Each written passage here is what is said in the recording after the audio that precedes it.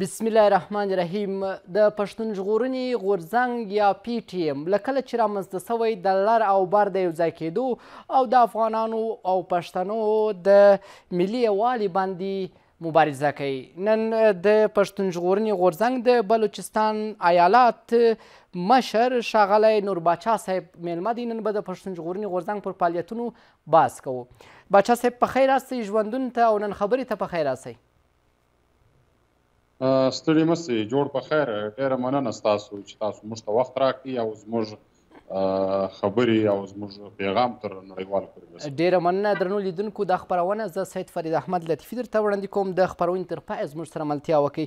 باچا صاحب راځو دې ته که په وروستیو کې د پښتون ژغورنې غورځنګ په تړاو وروستي معلومات را سره شریک کړئ. ستاسو فعالیتونه څنګه دي، روان دي په صحیح ډول؟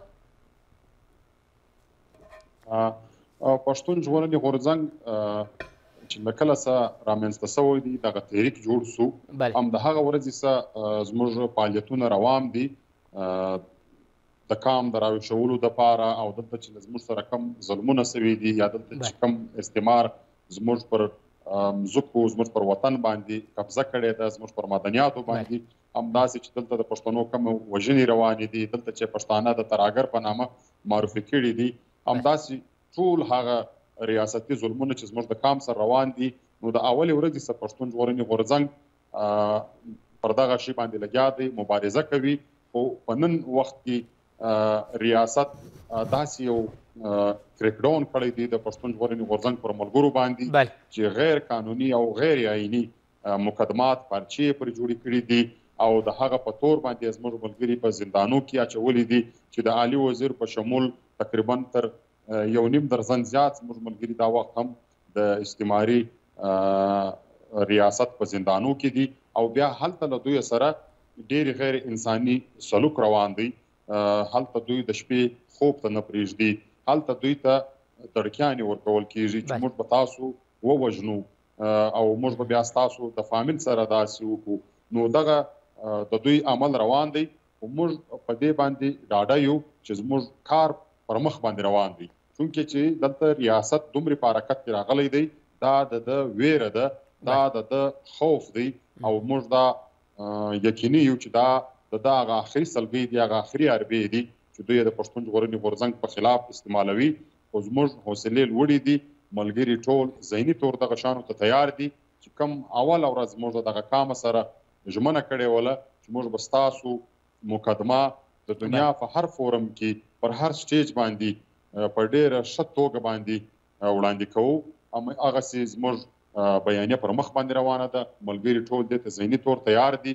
دا چې کوم دوی زموږ د ملګرو سره دغه عمل کوي، دا به یو ورځ بیا د دوی سره د دې شي حساب کیږي.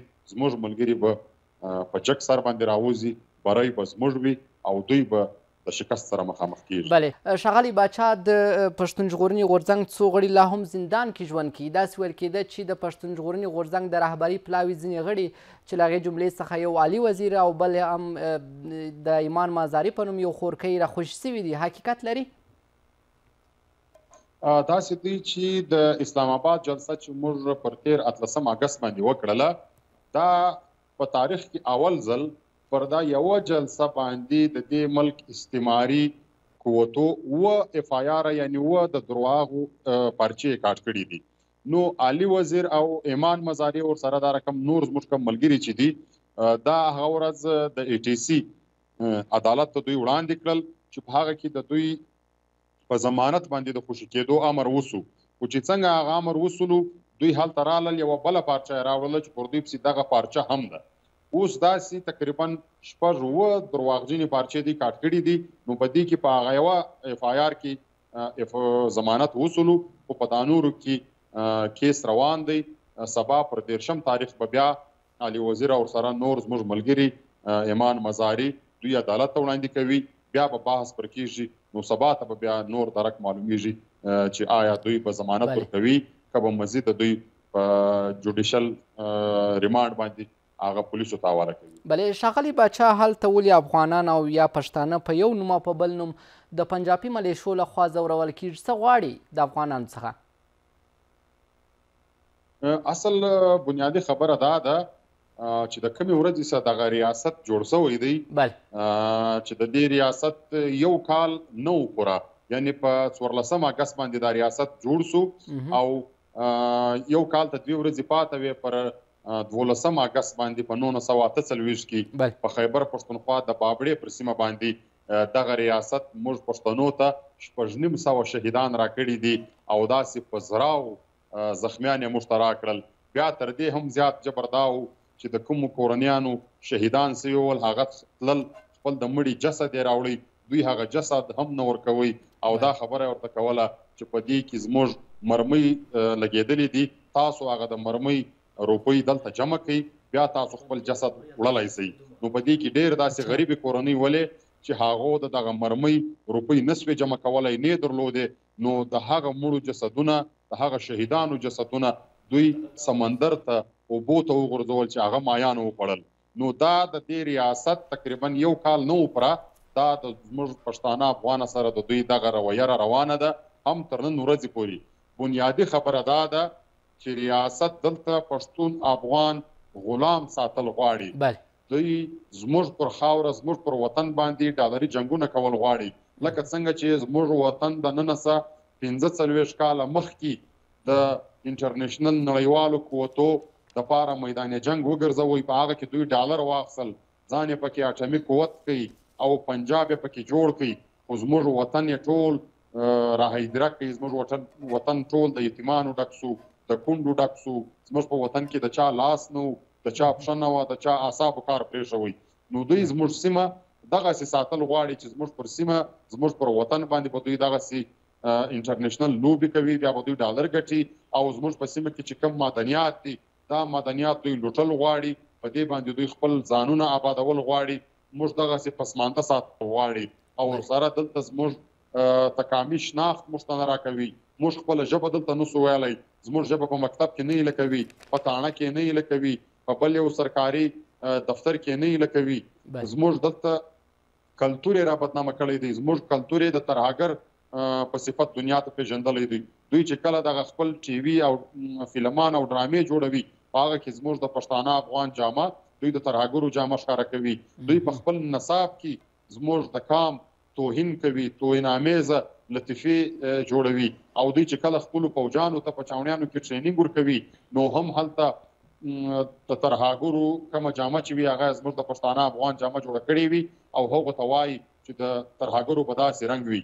نو اصل کې دوی زموږ د غلامۍ یو منصوبه جوړه کړې ده چې تاسو به دلته مریان یاست، بس دلته به د مرۍ رقم ژوند کوئ.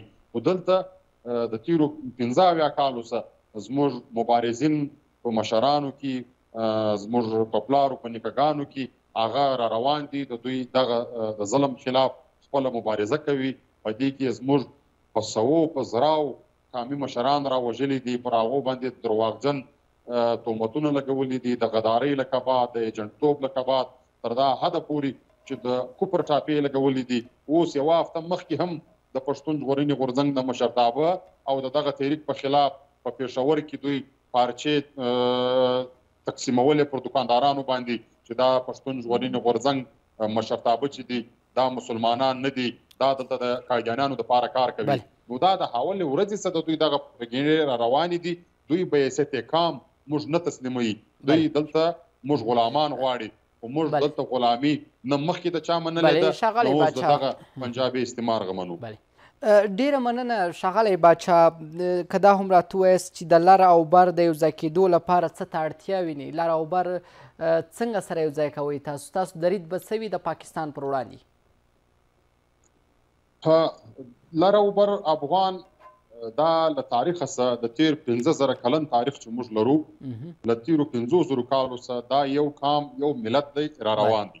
خو بیا له بده مرغه څخه په 1892 کې چې دلته کم فرهنګي ظلم وکړي، کم جبر یې وکړي، دغه یو ملت یې پر منځ سره دوه ځایه کړي او دغه د ډیورین په نامه یې یو کرښ زموږ د افغانانو پر سینو باندې راتېره کړله. د دوی کوشش هم دغه و، هغه په انګریزي کې دوی یو جمله کاروي چې ډیوایډ اینډ رول، یعنی دغه ملت تاسو سره وویشئ، یوازې یې کوئ او بیا پر دوی باندې حکمراني وکئ، خپل امر پر وکئ. نو دا د دوی اصل کې یو پالیسي وله چې کله فرهنګۍ راغلی و ټول هند یې نیولی و، دلته یې ټوله اسیا نیولې وله او پر هغه باندې خپل حکومت جوړ کړی ولو. خو واحده پښتانه افغانان ول چې په 1840 او 40 کې فرنګۍ زموږ پر خاوره باندې راغلی، نو په تاریخ کې اول ځل موږ فرنګي ته شکست ورکړي. بیا په 88 کې دویم وار فرنګۍ راغلی، بیا دویم ځل موږ شکست ورکړي. نو فرنګي زموږ د ملت په حواله باندې یو ذهنیت جوړ کړي چې دا ملت که دغسې هم یو ځای سره پروت ولو، دا بیا د نړۍ هیڅ قوت هم دوی ته شکست نسي ورکولی، نه دوی نیولی سي. نو دوی دغه پالیسي جوړه کړله چې دغه ملت سره وویشي. نو اول ځل دوی د ډیورین کرښې په نامه باندې موږ دغه پښتانه افغانان سره دوه ځایه کړو، او بیا دلته ریاست پاکستان او پنجابي استعمار دغه پښتون افغان ملت نور مزیده پر 4-5 برخو سره وویشي، او بیا دلته چې د پښتانه علاقه بلې پښتاني علاقې سره ملاویږي، هغه سړکان دوی نه جوړوي، هغه لارې دوی نه جوړوي، پر هغه لارو باندې دوی بدامني جوړه کړې وي. دوی غواړي چې دغه پښتانه افغانان یو د بله سره بیل سي، سره ناخبره وي.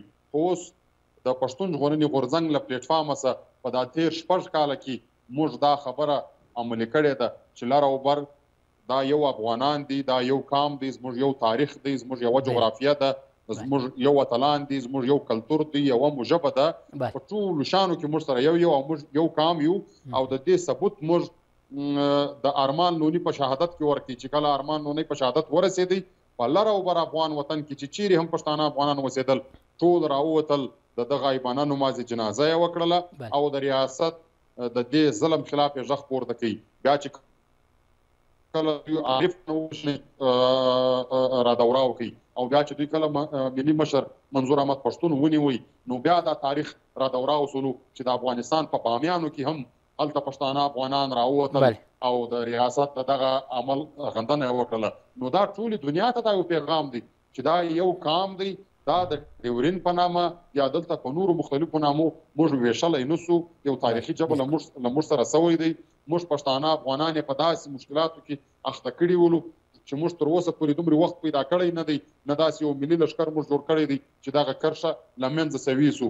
خو انشاءالله هلې ځلې روانې دي، لکه څنګه چې دغه قام مخکې یو ځای ولو، یو مملکت ولو، دا به بیرته بیا سره یو ځای کیږي. پښتانه افغانان اوس پر یو ملي فکر باندې برته د یووالي خواته را روان دي. انشاءالله یو لوی ملي لښکر به د پښتون ژغورنې غورځنګ په شکل کې جوړیږي د مشر منظور احمد پښتون په سربراهۍ کې، او هغه به دلته ټول هغه که په تاریخ کې له موږ سره ظلمونه سوي دي د دې حساب غواړي او چې موجوده روان دي دغه ظلمونه به ختمیږي.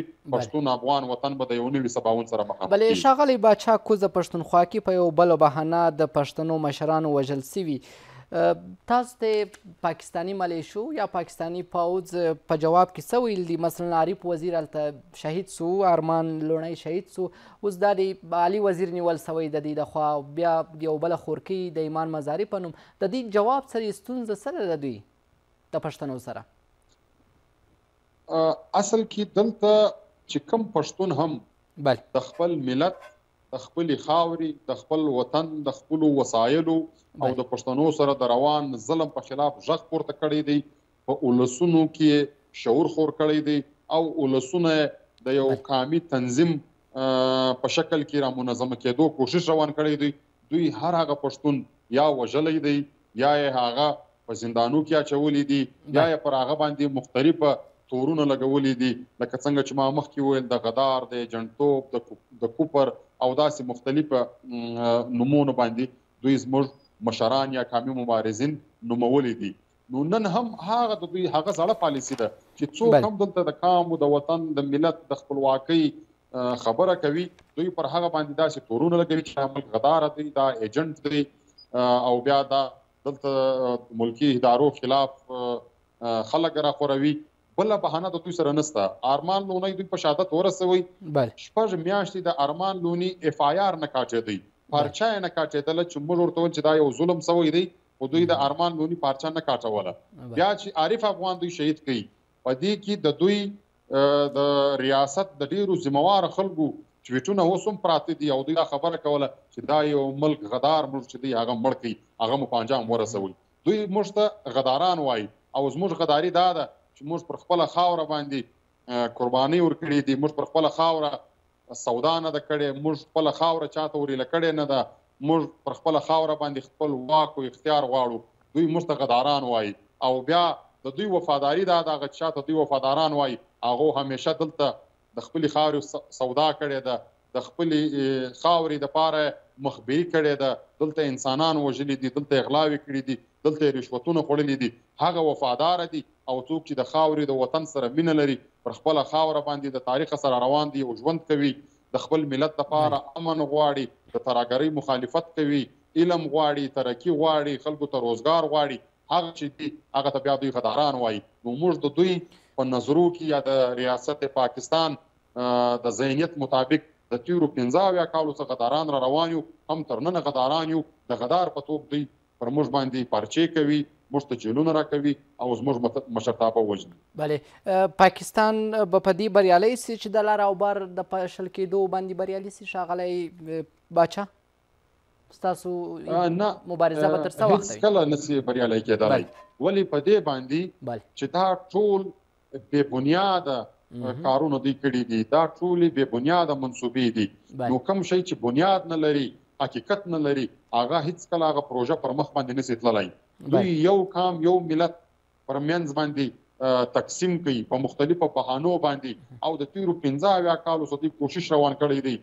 د تعلیمي نصاب هم دوی ټول په خپله خوښه باندې جوړ کړي دي او چې دلته څوک هم تعلیم حاصلوي د مکتب د اول جماعت څخه ونیسي، دوی د هغو په ذهنیت کې دا خبرې ورچوي چې دا ملک یو قوم دی، دلته به هندوستان یا افغانستان دا بیل بیل ملکونه دي او داسې خپل خلک چې دي هغه د اتلانو په نامه باندې دلته معرفي کړي دي او زموږ کوم اصل اتلان چې دي د هغو هیڅ ذکر نشته، زموږ د تاریخ ذکر نشته.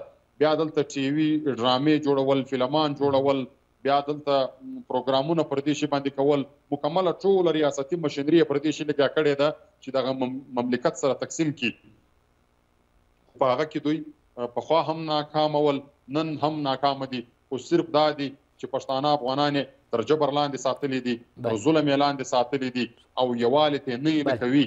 خو دا د دوی په دغه اربو باندې زموږ مملکت نه دی تقسیم شوی، نه چا مرایې کړی دی. ولې موږ ته تاریخ دا راشي چې مخکې هم زموږ پر خاوره، زموږ پر وطن باندې ډېر زورواکي راغلي دي، لکه چنګیز، لکه علاقو خان، لکه رنجیت سنګ، لکه فرنګی. نو دغو موږ نه یو نیولي، نه موږ دوی ته تسلیم شوي یو، نو دوی ته هم نسو تسلیمېدلی. انشاءالله هغه ورځ لرې نه ده، هغه ورځ ډېره رانږدې ده چې دغه قام به برته پر یو ملي فکر، د یو ملي لښکر په شکل کې را یوځای کیږي او د خپلې خپلواکۍ دپاره به هلې ځلې کوي او خپل منزل ته برسېږي. بلې ښاغلی باچا، تاسو چې کله ناکله غونډې کوئ، بیا په غونډه کې وایاست چې موږ د ملي مشرانو احمدشاه بابا ابدالي او میرویس خان نیکه لارویان یو او پاکستان ته یو مستقل هیواد نه وایاست او وایاست چې دا یو کرې سوی هیواد دی، د کرې سوي خطاب ورته وکړئ. څه ډول؟ یقینا دا یو تاریخي حقایق دي. دا په جهان کې چې کوم نور ریاستونه دي تاسو درواخلئ، دا ریاست هغسې نه دی لکه هغه ریاستونه. په جهان کې هر ریاست خپل جغرافیایي حدود لري، هغه معلوم دي. د دې ریاست جغرافیایي حدود تر نن ورځې پورې نه دي معلوم. بل دا ریاست خپل داسې تاریخ نه لري، نه دلته دا ریاست چې جوړېدی د دې دپاره نه چا هلې ځلې کړي دي، نه یوه ورځ جیل وړی دی، نه یوه چپلاخه پر مخ باندې وړې ده، نه هیچا قرباني ورکړې ده. دا د هغه وخت فرنګۍ دلته مسلطه ولو، بیا چې فرنګۍ واته دا د هغوی ضرورت ولو چې موږ دلته یو کالوني جوړه کړو چې بیا کله موږ ته ضرورت سي او دلته زموږ یو کالوني وي، د دغه کالوني په ذریعه باندې بیا موږ په جهان کې په نورو ملکو کې مداخلت وکړو، یا دلته چې کله زموږ ضرورت کېږي نو موږ په دغه خاوره استعمالوي. نو دا یې داسې د یو کالوني په شکل کې دغه ریاست جوړ کړي. د دې ریاست د جوړېدو بعد د دوی اول دوه د فوج مشران، آرمي چیف چې ورته وایي، دا فرنګیان ول چې دلته د دوی فوج سره منظمه کوي او دوی چې راجلا کېدل هم دلته د هندوستان څخه تقریبا د اندازې مطابق چې 38% فوج دوی اول راجلا کړی ولو، دغه ټول سیټ اپ یې مخکې ورته کړی ولو. نو دا یو کالوني ده، دا همیشه د هغه برطانیې او د مغربي قوتو په اشاره باندې چلیږي دلته همیشه چې د هغو خوښه سوې ده، هغو هره لوبه دلته کړې ده چې کم دلته حکمرانان ناست دي دا د هغو په خوښه راځي، کم دلته د فوج مشران راځي دا د هغو په خوښه راځي، او دلته چې هغه ورته وایي دوی د هغو هر امر مني تسلیم کړی دی. نو دا داسې یو ریاست دوی نه چې لکه په جهان کې نور ریاستونه دي چې هغه خپل یو ویژن ولري، د خپل ملک و شهریانو ته وګړو ته ترقي ورکړي، پرمختګ ورکړي، یا د هغو دپاره د کاروبار یا داسې نورې زمینې برابرې کړي. نو ځکه موږ دا وایو چې دا غیر فطري ریاست دی. زموږ جغرافیه چې د دوی په خپل ځان ګډه کړې ده او دلته د یو ملک نوم ورکړی دی، دا حقایق دي چې نن څوک تسلیموي، چې 20 کاله بعد تسلیموي، دا به خامخا ټوله دنیا تسلیموي چې پاکستان یو غیر فطري ریاست دی، هیڅ جغرافیایي حدود نه لري، هیڅ تاریخ نه لري، د فرنګیانو او د مغربي قوتو په خوښه باندې جوړ شوی دی او د هغو په خوښه باندې استعمالیږي. بلې ښاغلی باچا وخت ډېر کم، خو 2 سواله پاته دي. یو سوال به په 2 دقیقو او بل سوال به په 2 دقیقو کې راته وایاست. د افغانستان پر وړاندې د پاکستاني حکومت سیاست څنګه ارزوي په دې وروستیو کې ستاسو په فکر په 2 دقیقو کې؟ تاسو دی چې پاکستان هیڅ کله نه پخوا دا غوښتي دي نه اوس دا غواړي چې افغانستان دی برقرار سي، پر امن دي سي، افغانستان دی ترقي وکړي، افغانستان دی د جهان سره خپل تعلقات بهتره کړي. دوی همیشه افغانستان ته په یو ډېر ټیټ نظر باندې ګوري. یو وخت دلته د دوی دا منصوبه هم روانه و چې دا زموږ 5مه صوبه ده، باقاعده د دوی چې کوم وزیر هغه دا خبره کړې وله د خپلو معاونینو سره چې تاسو په بجټ کې د افغانستان دپاره څومره روپۍ شي دي. نو دوی هیڅ کله د افغانستان خیر نه غوښتی دی، نه اوس غواړي، نه افغانان پر قرار ساتل غواړي. خو دلته یې بیا داسې پروپیګنډې جوړې کړي دي چې د افغانانو د پښتنو په ذهن کې بیا ځان ډېر ښه معرفي کړی دی چې موږ خو دلته امن غواړو، موږ تجارت غواړو. اصل کې داسې نه ده. د افغانستان 40 کاله تباهي کې د دوی لاس دی. افغانستان د دې ځای تباه شوی دی. دوی د افغانستان پر سر ډالر اخیستی دي، جهان سه ډالر اخیستی دي د افغانستان د تباهي دپاره. نن هم لګیا دي، سبا به بیا لګیا وي. دا کېدلی نشي چې دوی د افغانستان په حواله باندې یو ښه فکر وکړي او د افغانستان د پرمختګ دپاره د دوی هلې ځلې وکړي. دا نشي کېدی. ښاغلی باچا، د همدې ټلویزیون د لارې مو د پاکستان پوځ او پنجاب ته څه وړاندوینه لرئ؟ ډېره مننه. ستاسو د دغه تلویزیون د لارې څخه موږ دوی ته مخکې هم دا پیغام ورکړی دی، اوس یې هم ورکوو چې موږ پښتانه افغانان پر خپل وطن باندې د تیرو 15,000 کالو څخه اوسیږو. دا وطن زموږ پلارو نیکهګانو د سر په قرباني ساتلی دی. موږ د مرئي په توګه باندې نه پخوا دلته اوسېدلو ته تیار یو، نه نن ورته تیار یو، نه پر روانو وختو کې ورته تیار یو. موږ پر خپله خاوره باندې، پر خپلو مدنیاتو باندې خپل واک او اختیار غواړو، خپله ژبه غواړو، خپل کلتور غواړو. دلته په خپله خاوره باندې هیڅ قسم ترهګري نه منو، دلته امن غواړو. او زموږ خاوره چې دوی همیشه د افغانستان خلاف استعمال کړې ده، دا موږ د افغانستان خلاف استعمال ته نه هیله کوو او دلته ټول د یو ملي وحدت په توګه باندې په جګ سر باندې خپل ژوند کول غواړو. زموږ د دوی یوه معاهده ده، هغه ته آیین پاکستان ویل کیږي.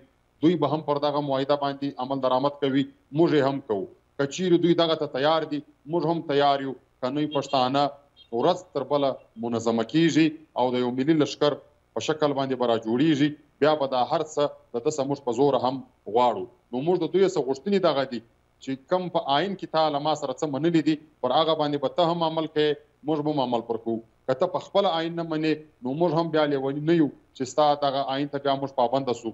بیا پښتانه سره متحده کیږي. بیا چې پښتنو د قومي جرګې د لارې کوم پرېکړه وکړله، بیا به پښتانه پر هغه لار ځي، هغه منزل ته به ځان رسوي. ډېره مننه باچا صاحب. په لنډو کې تاسو خپلو خبرو کې یو څه ته اشاره وکړه، که په دې اړه خپل نظر سره شریک کړئ.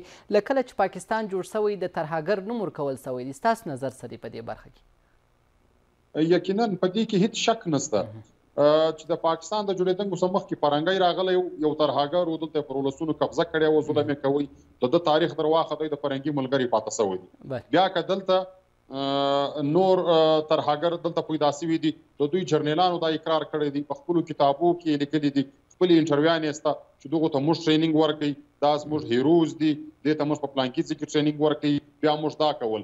نو دا دوی په خپله خوله باندې اقرار کړی دی. د دوی کاروبار، د دوی تجارت دغه دی چې دوی دلته تراګر جوړوي بیا تراګر په نورو ملکو کې استعمالوي او بیا په خپله د اپریشن په نامه باندې د تراګرو خلاف جنگ پیل کې خو تراګر ټول خوندي کې هلته پښتانه وژني د جهانه څه ډالر اخلي دا د دوی کاروبار دی د تیرو 80 کالو څخه دوی روان کړی دی تر نن ورځې پورې هم په دغه باندې بوخت دي دا اوس د چاینا او د امریکې یو نوې لوبه را روانه ده په دې کې دوی بیا هغه غوا چې وایي غوا یې لنګه ده د چاینا څخه ډالر اخلي دلته یو پښتون ووژني یا یو بل کس ووژني چې دا ستاسې پیک ته خطره وله موږ درته مړ کړي موږ ته ډالر راکړه بیا برته 2 کسانو ته ټریننګ ورکړي توپکان ورکړي امریکا څخه ډالر اخلي وایي دا موږ د چاینا د سیپیک ته راګرځولو دپاره 2 کسان جوړ کړي دي موږ ته ډالر راکړه پخوا هم د دوی دغه کاروبار نن هم دغه کاروبار دی ځکه موږ هغه ناره کوو چې دغه چې کومه ترهګري ده د دې شاته د پاکستان د فوج دریشي ده